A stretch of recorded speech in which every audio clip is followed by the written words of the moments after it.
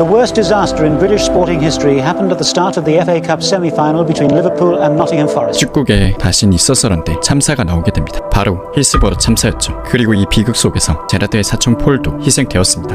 At that age, you don't understand it. He's still a baby. 그날 이후 제라드는 축구 그 너머의 것을 보기 시작했죠. It's up for grabs now! Thomas! 그리고 힐스버로우 참사 이후 클럽의 성적도 곤두박질 치면서 사람들의 유일한 위안이자 즐거움이었던 축구마저 사라지자 불황 실업과 맞물려 리버풀이란 도시는 점점 빛을 잃어가기 시작했습니다. 그리고 이를 생생하게 지켜보며 유년기를 보낸 제라드의 마음속 어딘가에 자신이 리버풀을 지켜야 한다는 설명할 수 없는 사명감이 이때 자리 잡았는지 모르죠.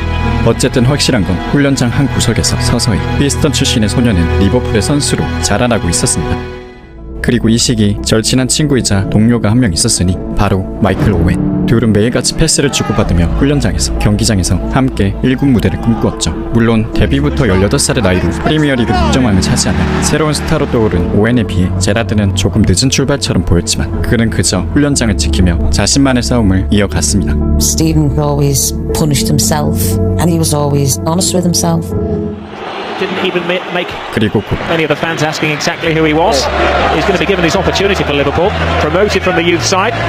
Fresh-faced teenager Steven Gerrard. 제라드는 데뷔전을 치르게 되죠. Get out, butterflies. 교체로 출전했을 때 긴장감과 너무 짧은 시간 탓에 경기의 흐름이나 자신의 포지션 따위 생각할 틈이 없었습니다. 단지 실수만 하지 않길 바랬던 이날.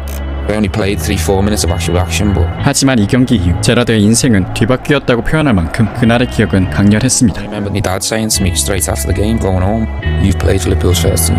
No one can take that away from you now." 왜냐하면 그는 이제 진짜 리버풀의 선수가 된 것이기 때문이었죠. 이날 이후 그는 경기에 나설 때마다 미친듯이 뛰어다녔습니다. 플레이는 투박했지만 활동량과 팀워크가 돋보였고 내성적인 성격과 다르게 경기장만 들어가면 승부욕이 남달라 거친 태클을 즐겨해 크고 작은 부상으로 돌아올 정도로 몸을 아끼질 않았죠. 그리고 시간이 흘러 리그에 적응하기 시작한 제라드는 점점 자신의 특별함을 드러내기 시작했죠. 그에겐 리스크를 감수하고 과감하게 앞으로 나서는 해결사 본능이 존재했습니다.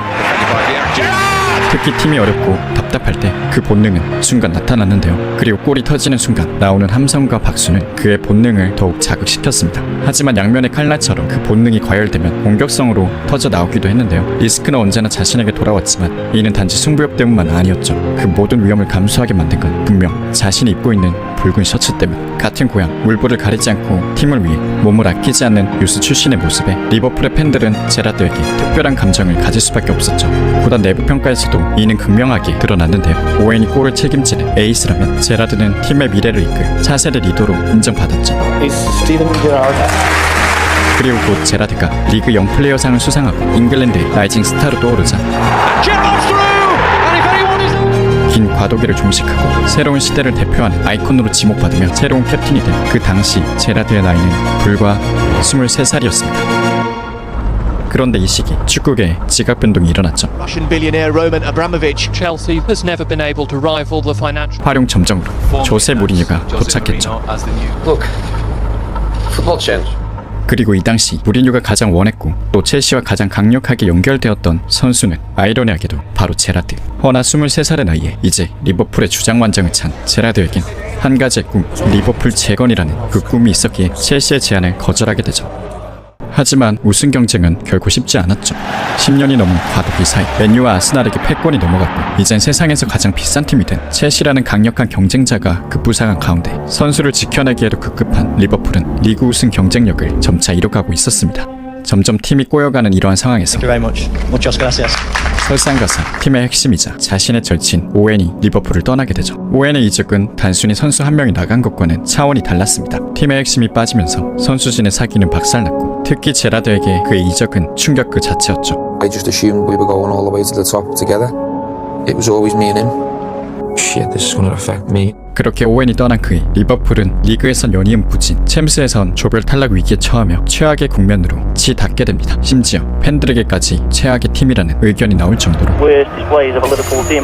상황은 심각했죠. 물론 이것은 그간의 암기 끝에 터져나온 불만이었으나 이런 평가를 듣는 리버풀의 주장 제라드가 느끼고 있었던 그 무게는 이제 겨우 24 사내에게 주어진 것 치고는 너무나 무거웠습니다. 동시에 첼시와의 이적 루머는 날이 갈수록 거세져 정말 떠나는 것이 아니냐는 말이 나올 정도로 제라드를 끊임없이 흔들었죠. 팀과 자신에 대한 흔들리는 믿음을 바로 세워야 하는 이러한 상황에서 다가온 챔피언스 리그 마지막 조별 경기. 패배한다면 곧바로 탈락하는 말 그대로 단두대 매치였기에 팀의 분위기를 다잡기 위해서라도 무조건 승리가 필요했죠. Still